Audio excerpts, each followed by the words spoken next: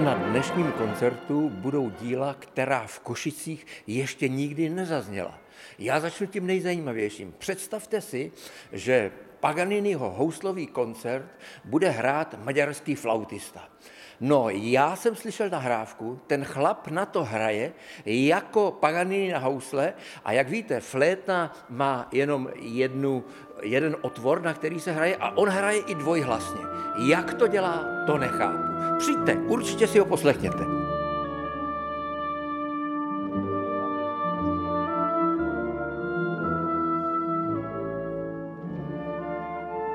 Fibichova symfonie první, ta tady ještě nezazněla. Přitom je stejně krásná jako symfonie Dvořákovi, ale Fibich je takový opomíjený autor. No a bombonek na začátku, italské předehra France Schuberta.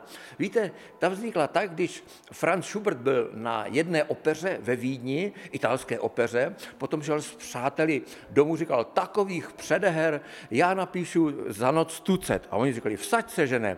Tak si dali čtvrtku vína, on řekl, než vypijete čtvrtku vína, mám hotové 2 předehry. A opravdu, než přátelé dopili čtvrtku vína, zazvonili a Schubert již takhle vysypal z rukávu 2 předehry. Jsou krásné italské v italském slohu. Přijďte!